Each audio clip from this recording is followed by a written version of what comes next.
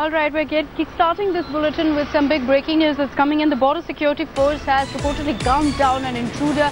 This is in Gurdaspur, in Barial Post. The intruder is believed to come in from Pakistan soil. He had already entered India's side of the border. That's when the security force noticed him and immediately gunned him down. I want to go across to my colleague Manjeet Sehgal, who's joining us with more details on the story. Good morning, Manjeet. Get us up to speed with the latest on this. Good morning, Akshita. Well, this bid was made around 4:30 in the morning. The BSF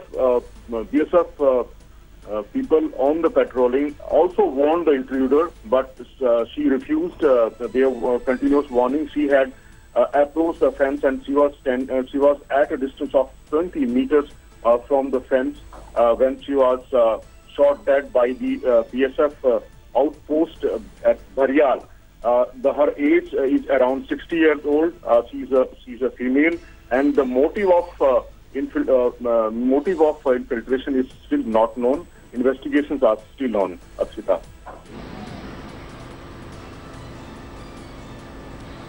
All right, Manjeet, thanks for joining us with those details. So what we do know at this point is that the intruder was a woman about 60 years of age. The BSF did, express caution. They questioned that they want her to stop in her path, but she refused, which is why they were forced to gun her down. We're yet to get details of her identity, but we'll get you all the latest on that front. Today is a big day for India because today the fate of Kulbhushan Jadhav will be decided. In the International Court of Justice, the case will come up for hearing, where both India and Pakistan will put their perspectives forward about the jailing of Kulbhushan Jadhav and the death sentence that's been given by Pakistan to the innocent Indian national. India has fought this case tooth and nail and finally took it up with the International Court of Justice.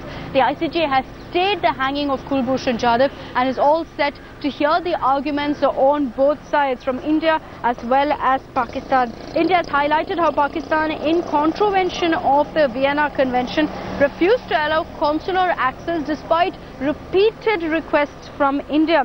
Pakistan, meanwhile, had told the top court earlier that it rejects the International Court of Justice's intervention in the matter, citing national security. India today, of course, will get you all the updates from The Hague, where we've got our team of reporters as well to get you up to speed with the latest developments as and when it happens. Kulbhushan Jadhav. An innocent Indian's life is on the line. Pakistan set on a murderous path. But India won't give up. India is saying Pakistan illegally arrested and confined an Indian businessman abducted from Iran, sentenced to death after a sham trial in a military court. 15th May is D-Day not just for Kulbhushan Jadhav but also Pakistan.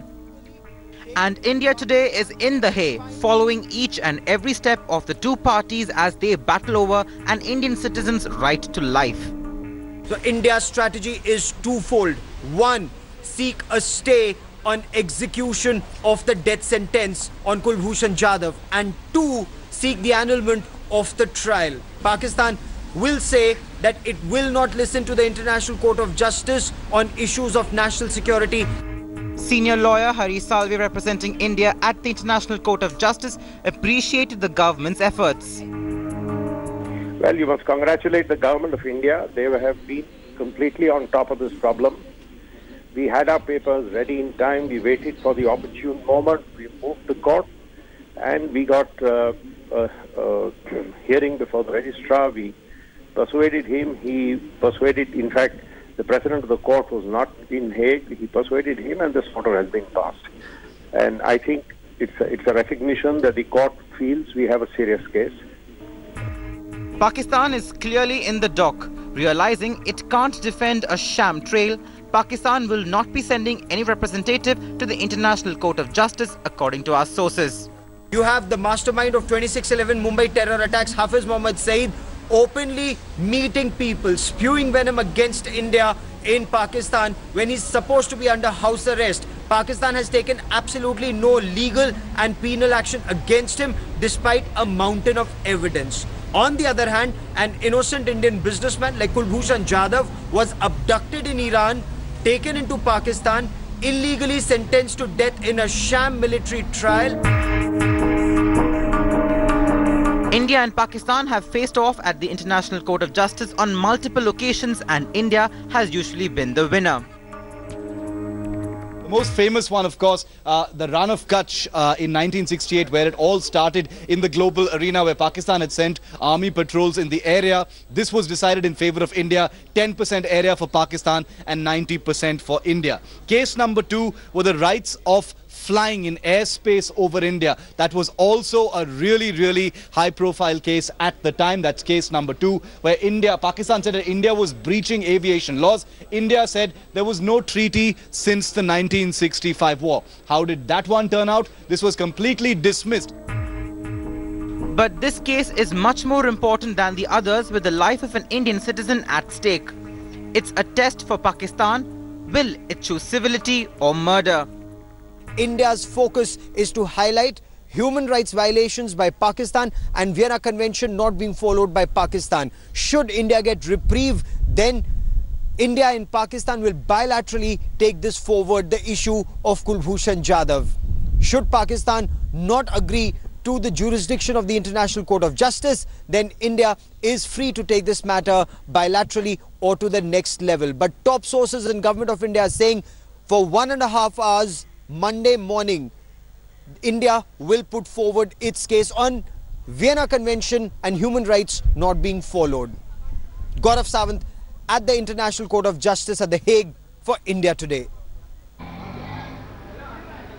So, of course, we're getting you all the latest updates from The Hague, where the International Court of Justice will be hearing both sides of the arguments as far as Kulbhushan Jadhav's death sentence is concerned. An innocent Indian national who's been targeted by Pakistan and, made to look like he's a spy and given the death sentence despite no sort of trial being conducted, despite India being denied consular access.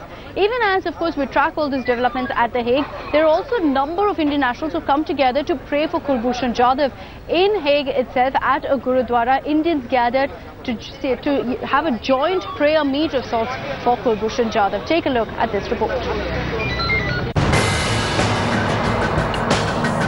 As India prepares to take on Pakistan at the International Court of Justice on Monday,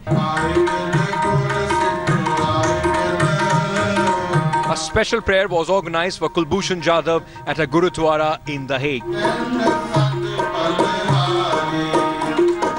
The Indian community in the Dutch city came together to express solidarity with Jadhav. A community prayer to save a life of an innocent Indian national who has been awarded death sentence after a kangaroo trial by a military court in Pakistan on made-up charges of spying. आज ਅਸੀਂ ਸਿੱਖ ਧਰਮ ਵੱਲੋਂ ਸਾਰੇ ਬੇਨਤੀ ਕਰਦੇ ਹਾਂ ਕਿ ਪ੍ਰਾਰਥਨਾ ਕਰਦੇ ਹਾਂ ਕਿ ਕੁਲਭੂਸ਼ਣ ਜੀ को फांसी ना दी जावे, सिविल कोर्ट ਉਹਦਾ फैसला न्याय करे.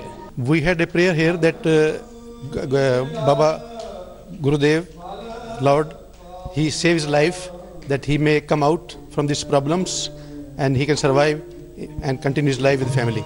हमारे तो भगवान से यही प्रार्थना है कि हमारे जो भाई साहब पाकिस्तान के अंदर है उनको फांसी की सजा पाकिस्तान दे रहा है.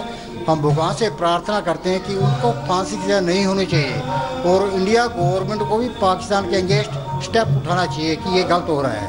Though a prayer is organized every Sunday at the Gurdwara Singh Sabha here at The Hague, this time the prayer is special. This prayer is to save the life of an innocent man. It's a race against time. The government is trying its best to save Kulbhushan Jadhav, but the Indian community at The Hague is also seeking divine intervention.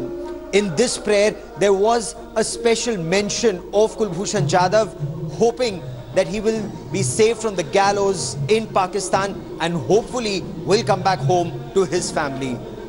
Gaurav Sawant at The Hague for India Today.